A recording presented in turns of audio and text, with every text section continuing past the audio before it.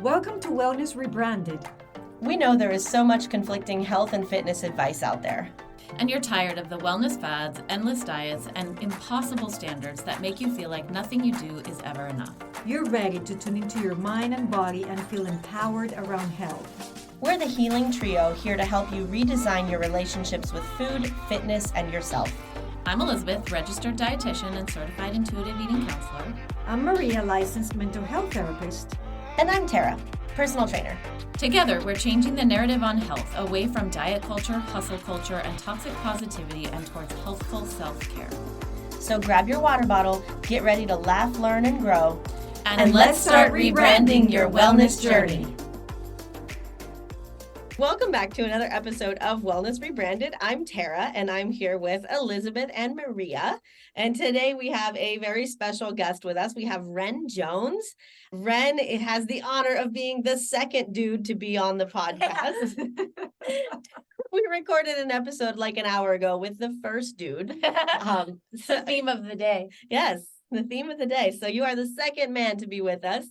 Ren is a certified personal trainer with the National Academy of Sports Medicine. He is certified in sports and exercise nutrition through Precision Nutrition, and he specializes in coaching moms over 30 and has several women-specific professional certifications. After a successful corporate career and a slew of personal tragedies, Ren decided to pivot into the fitness and health industry and hasn't looked back since. Ren, thanks so much for being with us. We are excited to talk to you. Thanks so much for having me, ladies. I may be number 2 on the list, but I'm number 1 in your hearts, ladies. Yes. Don't forget that. That's the important part. That's the important. That's the only stat that I care about is the love. But I'm so excited to be here, and I feel privileged to be one of 2 males that have made the cut for the show. I hope to not let the entire sex down, sex or gender down today. So I'm eager to see where we go with this conversation, because I've already understood that you ladies are phenomenal and the wellness trinity here. So lay it on me. Let's dig in. I'm ready to go. Let's start with your story. Tell us where you came from and how you got here. Yeah. So, and I always tell this story more so to give perspective as to why I'm in this space. A perceptibly young, not really young, but perceptibly young, cisgendered, heterosexual male operating in this women's space. It leads the imagination in places, but I'm actually here, and I get that, right? This was one of my questions, was like, yes. How are you specializing in health? I will be the most self-aware coach that you talk to at least today. So I get the perception. I understand it. It was tragedy, unfortunately, for me that led me here. Now, I've always been a wellness person, right? So I started exercising at 15 with my friends. I'm a band geek, a trumpet player, and my friends, American football players, right? So after school, we'd walk home together. Our neighborhood was adjacent to the high school that we went to. And, a couple of times during the early fall semester, I couldn't find them. I didn't know where they were. So where do you guys go? They said, well, we go to the weight room after football practice. I said, well, what's the weight room? They said, it's where you go and exercise. I was like, oh, muscles. Also a comic book geek. I wanted to be an illustrator for Marvel Comics for most of my young teenage life, got pretty good at it actually. And I was like, okay, I've been drawing these deltoids on Spider-Man and this quad sweep and serratus muscles up near the obliques. I want to look like a superhero because I'm a nerd. I'm a geek. That's what I'm into. Started working out with them. I knew they were wrong about nearly everything that they told me. Great discernment as a 14-year-old boy in sort of 1987, 88. We didn't know anything. The industry didn't even know anything then. So I started subscribing to magazines, Men's Fitness, Men's Health, Muscle and Fitness, Hers, Shape Magazine, et cetera, and just started consuming information from credentialed professionals who wrote these articles in these advertising booklets that they called magazines back then. My brother was the one that got me into it. My sister was also an athlete. She was 6 foot even, no shoes. Brother was 5'11", both basketball players. I'm a soccer kid and a band geek. So that was sort of the impetus for exercise for me. Unfortunately, as I got into my later years, I got into university sophomore, junior year at university, got a call from home that my mother had suffered a stroke. I didn't really know what that meant per se at that time. I just knew there was something that you didn't want to have happen. And I remembered her having a TIA when I was in high school. She lost consciousness, fell, bumped her nose, but really not having a good understanding about health. Went back home that day from university to school, and my mother was in a ball. She was a little knot of effect from that stroke. She had the Bell's palsy. They were asking her questions. The doctor, what year is it? Who's the president? And she was keen to all of that. But I also found out at that time in the hospital, I said, well, what led to this? And my brother said, well, she smokes, et cetera, et cetera. Also, we don't know where Robin is. Robin is my older sister. So my brother was 17 when I was born. My sister was 13 when I was born. So I have two much older siblings. And they said, well, we don't know where Robin is. She's addicted to something and we can't find her. They had kept this from me while I was in school, I'm sure as an attempt to not distract me while I'm away at college trying to learn. My mother never fully recovered from that massive stroke.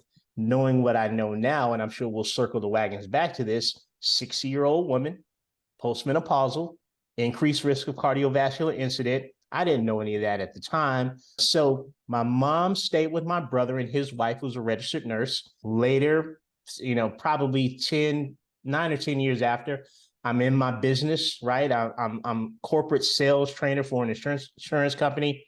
I'm taking an agent out. I've just got promoted. I get a call from my girlfriend at the time. Your brother had a heart attack. Now, my brother had a myocardial infarction when I was in high school, firefighter. Really stressful in the heart, firefighting. You're going from deep sleep to full cortisol release, adrenaline, you name it. And it's not really great on the cardiovascular system. So I said, okay, I'm on my way home. And she paused and she said, Rodney didn't make it. Apparently, my brother had a massive heart attack in his home. His wife had gotten a call from her adult son, who was not my brother's child. She took a shower. My brother was on the phone. He said, hey, Keenan's on the phone. She said, I'll talk to him after the shower. She gets out of the shower and asks, what did Keenan want? And my brother does not reply.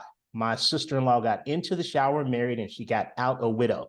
My brother had a massive coronary episode, and that was it. That was the end of his life. 4 years later, my mother moves in with my older sister, who is rehabilitated at this point. She's there with her husband. I'm coming in from the road again. This is 4 years later, almost exactly. It's October 2011. My brother died October 2007. I get a call from her. I talk to her, hang up the phone with her. Her husband calls back, which was not unusual because my sister was a talker. She would talk her cell phone until it died, and then she would call from her husband's cell phone. So I answered. I said, what do you want, Robin? And it was her husband, Alvis. And he said, your sister was in an accident. She didn't make it. She drank, got in a car, had a single car accident with a tree, probably 100 feet or so from the turn into her neighborhood. My brother-in-law, who was a dialysis patient, started to refuse his dialysis. 90 days to the day that my sister died, my brother-in-law passed away. My mother's heading into palliative care because her condition has worsened so much from the stroke. For 17 years of her life, she no longer had her independence. I'm sitting in the palliative care facility with my mother, stressing over my job, which is corporate sales. I see a commercial for National Academy of Sports Medicine, and I feel like this commercial is talking to me. Oh my gosh, do you love fitness? I'm like, yeah, I really do like fitness. Are you tired of your dead-end job? I was like, yeah, I really am tired of it. But are you concerned about the cost of becoming a trainer? I was like, yeah, I am concerned. So NASM has a special this month. Call the 800 number. Ladies, I dialed the number from my mother's bedside. Got enrolled in November of 2013, November 2013. Studied from November until the next year. My mother died on February 21st. March 17th, I took the proctored exam for NASM. I passed it. I cried like a baby all the way home from the testing facility. April, I turned 40. May, I was a full-time trainer, and I haven't looked back. Now, I know I went deep into that story, but I think it's necessary for listeners to be able to connect to the impetus for me of working with the population that I work with as a caveat, unfortunate caveat, 2020, I'm studying for my online trainer academy level 2 certification. Proud to say that I was the first person to ever graduate with that certification under Jonathan Goodman. But my baby sister dies in 2020. Similar circumstances to my older sister, product of my father's second marriage. I wasn't raised with her, but alcohol, prescription medication. So these things sort of are the guideposts of my career as a fitness professional who, number one, understands that women are over marketed to and generally underserved in the wellness space. And number three, wants to have generational impact on families. And I find that that path leads better through the gate of the woman who is probably head of household and probably has the most influence over wellness in the household. And that's why I typically work with moms over 30, although I do work with women from time to time. I hope I didn't cheat you out of too many questions. And I'm going to be quiet now. That's a lot. Well, but Ren, first of all, thank you for sharing your story, because if something is clear to me now is that this is important to you. Yes. That you found a way to channel what you value and with purpose. So I don't know you personally. I've never been trained by you, but I can only imagine the passion and the care that you put in your job on a day-to-day basis. And for that, from a woman, mom over 30, thank you. Yes, thank you. Thank you so much for saying that. It's mission work for me. And the beauty of having a deep purpose, and all three of you know this, I'm sure you've all had some contact with exercises like the 5 whys. You try to get down to the roots of why somebody wants to do something.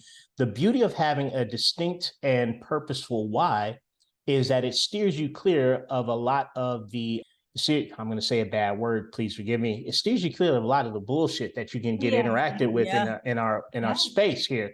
I'm not a before and after guy. I'm not a weight loss is what health is guy. I'm not a shirtless, oil me up, watch me exercise on the internet guy. Like that. There's so many things that are, for me, from my perspective, and not in any way condemning other coaches' strategies. This is a tough business. You have to make money. I get it. But for me, there are so many things that are normalized that are so many levels down from what I'm looking to get accomplished.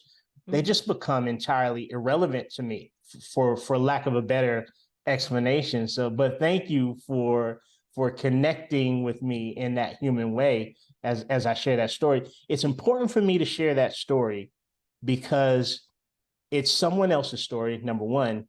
Number two, I think as coaches, we need to be humanized more, because the people that need us, although they may gravitate and enjoy the spectacle, the entertainment of our perceived perfection, it doesn't make us any more approachable, right? And I think that's something that probably feels counterintuitive, particularly for coaches who operate online. Will cite at some point that the deity came down in human form to engage with humanity in order to better lead them, for lack of a better term.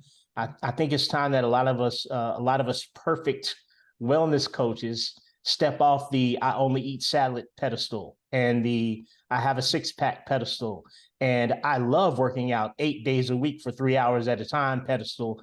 I think it's serving entertainment and it pushes the social media numbers, but it doesn't help people.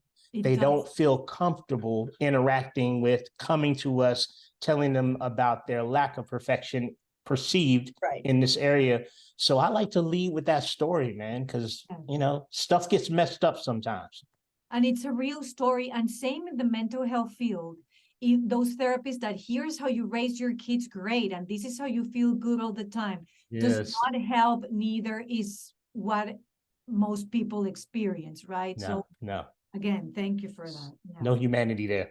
No. Yeah, well, if you were that guy that posts the oiled up shirtless selfies on Instagram and before and afters, it's safe to say we wouldn't have had this conversation on the I think it's also safe to say that none of us eat only salads or have 6 packs. Right. Same. I struggle with the perception that some people in our industry lead with, because I'm like, have you never had pizza? Because pizza's pretty damn good. Like, you're just not ever gonna have pizza. Yeah. If the pineapples aren't on it, shout out to Jonathan Goodman. He'd be interested at that point. But yeah, man, I'm like, there's this whole spectrum of existence. And everything, as wide as the spectrum of existence is, it's also condensed to this finite box, right? The amount of time that passed before I ever became a thing is almost infinite, right? The amount of time that will pass after I'm no longer a thing will be infinite. It's too big to wrap your brain around. I just know that I don't want to go through that little dash without ever having eaten a donut. Like, it just doesn't equate for me. Like, I don't know how you could be aware and cognizant and mindful of your limited time. And also for the sheer purposes of how you look on a photo, deny yourself so much of the beauty of what that existence is. And some of that is sugar sometimes, right? Some of it's bread, some of it's not working out so you can leave early to go to the mountains, right? Like all of that, we have replaced life with a need to dive into perceived wellness, but the wellness is supposed to serve the life, right? The life isn't supposed to serve the wellness. And I think that's where we get things misconstrued, particularly with what we see on social media, which is supposed to be sensational and salacious and polarizing. I get it, but I think there's a big gray area, and that's where most of my content tends to originate from. Yeah. Hey, Ren, if this was America's Got Talent and I was one of the judges, with what you just said, I would push my golden Get the golden buzzer? Yes. So here you go. Wow. I've always wanted that golden buzzer. Fun fact, I spent my 20s trying to become a vocal entertainer, an R&B singer with the group, and we made it all the way to Showtime at the Apollo with Steve Harvey. Wow. But I did that. I'm multifaceted. I'm sort of like a Forrest Gumpish type person. Like, I just keep showing up in weird places that you don't expect, but it's all true. That Robert Zemeckis fabricated most of that story, but mine's real. I appreciate so much my first ever golden buzzer. I said I wasn't gonna cry, but you're pushing me to the edge here. No fair. You're playing hardball over there on the other side of the microphone. But if one of us was going to be on America's Got Talent, it would probably be Maria. Definitely Maria. She's got the moves and the singing voice. And there's the golden buzzer. You were going to say something, and I kind of interrupted you. I was going to say something that I feel like is now 3 sentences ago. What I was going to say is that I wholeheartedly agree with Maria. I will give you the second golden buzzer. Yes. As the dietitian in the group, I believe that food should fit into your life. Your life should not fit around. Yes. And if it does, there's, that may be a clue that there's some disordered eating going on. So maybe so. Wholeheartedly agree with everything that you just said. And I'm curious. So of the people that you work with, what do you think is typically their biggest barrier to sort of making some helpful behavioral and lifestyle changes? Is the 80s an acceptable answer? Yeah, 80s equals diet culture, 100%. Yeah. I would blame pretty much everything that I encounter on the 80s. Look, the 80s was so pervasive, particularly for women, in the context. Yeah, I mean, in the context of how women were taught to relate to their bodies, right? In the context of how misapplied nutritional standards were in the 80s, in the context of the gentle systemic brainwashing of a Teen Beat magazine cover, or a cartoon where the larger bodied friend was the buffoon or the bad guy, right? There's a stream of 80s productions where everyone that's the bad guy is in a larger sized body. In terms of Olivia Newton-John getting physical, that weird eye contact and grinding scene from Perfect with Jamie Lee Curtis and John Travolta. I mean, just the slim fast of it all, right? The Special K of it all. That lady had on a red one-piece suit and she dove into water, y'all, and it didn't splash. The water didn't splash.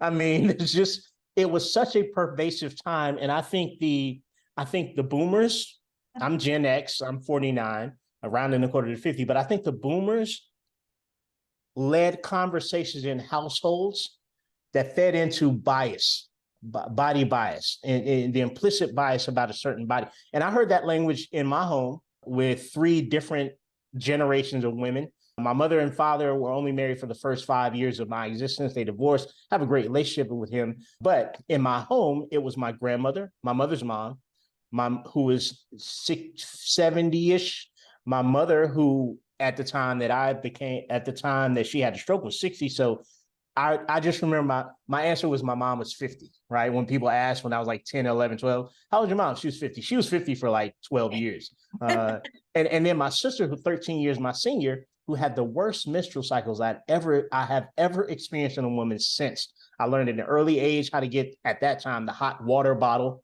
how to do a back rub and how to be quiet and bring the shades down. So I'm in that house and I hear amongst these women bias conversation, biased language about bodies, et cetera, et cetera. So I think it's the duty of Gen X to sort of, as they've taken on a lot of these unmaskings, we see the unmasking of therapy through Gen X, right? We need to talk about things. We see the unmasking of menopause now, big cresting wave of menopause. We need to talk about this. We talked about the corporal punishment as a generation. We need to talk about that. And I think the same thing with body bias, body shaming, so that we don't repeat that to millennial, Gen Z, et cetera, et cetera. So, hey, I get it, man. Like there's a lot that's inundated my population now, and a lot of the language that I hear back from them, I can trace it right back to a mom or a dad who made some flippant comment I hear things like, yeah, I remember I was 9, and women remember this vividly. I remember I was 9 years old and I just came in from playing and I had on my play clothes because I had to take my school clothes off, quote unquote. And my play clothes were from last year. And I just remember my dad saying, oh my goodness, baby, those thighs are busting out of those shorts, right? And for lack of discernment, lack of emotional intelligence, a well-meaning dad or mom says something like that, and I never understood the power of words until I started working with this population, because I have so many women will take a nugget like that and they have internalized for the last 30 years of their life, and it is the basis for their perception of themselves, not only physically, but as in terms of their own morality, right? And that's so damaging. So to answer your question, I've over answered it now, but that's a lot of the language that I hear. And that's a lot of my understanding about why that language seeps out in such an sort of unregulated way. I hope that's a good answer to that question. But, or you choose answer B, the 80s. It is a good question. I mean, it is a great answer, and you're right. Those comments cut deep and they are lasting, and feels like an appropriate time to refer people to our episode about why we should all avoid making comments about bodies, what perceived good, bad, or otherwise, because they may not be perceived that way from the person hearing them. And I would also throw in, as someone who I feel like I spend all day, every day fighting against diet culture and weight bias and changing the narrative, you're far more optimistic than I am that we can leave it in the 80s. You're right, it was particularly toxic, but it's still very toxic in many, many spaces, even today. Absolutely. I mean, for me, one of the sort of ground rules that I have for myself is deploying as much cultural humility as I can, right? And in this case, culturally, I cannot share the experience of a woman, right? There's no way for me to do that. I regulate that by using something that I call a seesaw of empathy, thereby two sides of a seesaw. And I understand that when my experience lacks, personal experience lacks, the empathy side of that seesaw needs to be remarkably high. I can get away with dropping it. I'm gonna give you a golden buzzer for that. Thank you. Thank you. I can get away with lowering that side a bit if I have a bit more experience. However, that side can never touch the ground. It can only go to a midway point. We need at least as much empathy as experience. But when you said that, I had to think about the fact that I am in a perceptibly straight body, right? My observation of a thing will never be as valid or all understanding as your experience with that same thing. So I have to respect the fact that for me, it may feel like it's diminished, but I don't walk around in anyone else's body or situation or gender ever. And I have to take, more than taking their word, I have to understand that they cannot be wrong about their experience. And I have no reason to deny, debate, or sort of reduce that experience. So I understand and empathize with that statement and where you're coming from, because I get to experience this in a relatively safe bubble as the expert. I'm using quote fingers again for people who are listening to a podcast. But as the expert, it doesn't trump experience. It doesn't allow me to negate the cultural humility necessary to regulate that seesaw of empathy. Thank you for saying that, because I need to hear that more often than I need to talk about it. And I'm going to be quiet again. I feel like I'm talking so much. It's a good point. I mean, I do feel like I should interject that I also have lots of thin privilege. I got to tell you though, my experience, no woman gets a pass, right?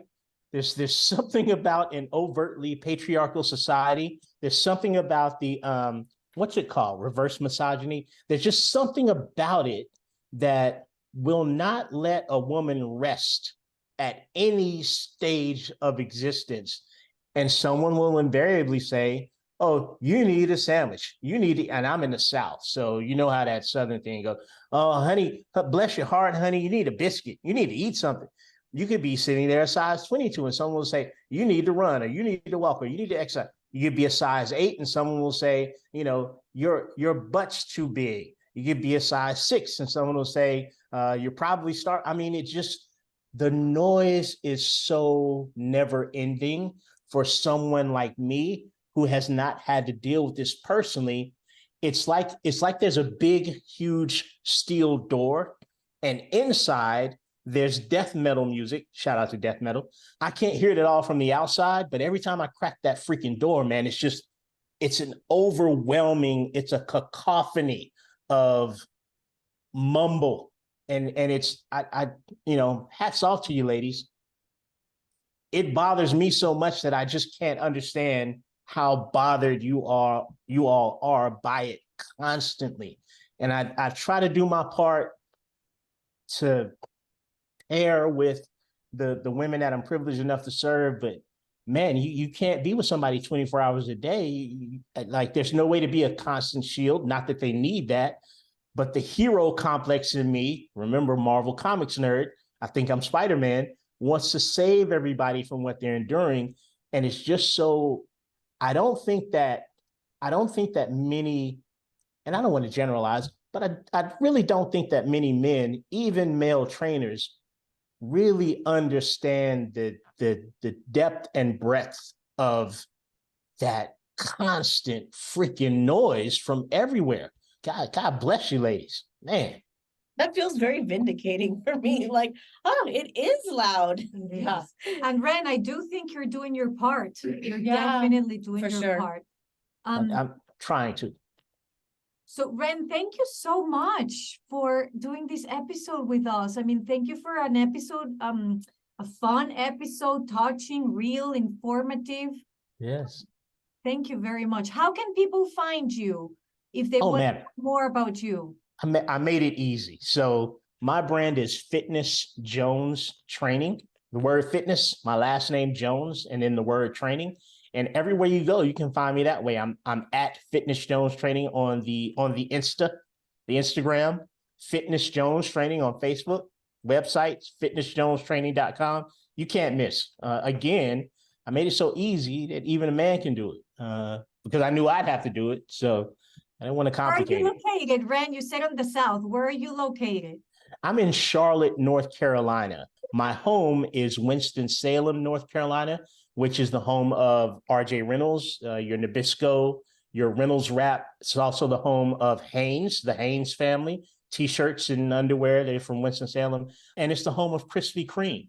So I grew up on Krispy Kreme. It was founded in that little city, Winston-Salem. So best donuts ever from my it's so good. So good. I'm just saying, nothing So like good. a warm Krispy Kreme. It's just so, I remember being a little kid standing at that window inside, watching them make those donuts and just thinking I thought it was elfin magic, although everyone was taller than me and pretty much still is. But I loved watching those Krispy, and they used to give you a little paper hat. It was the best thing ever.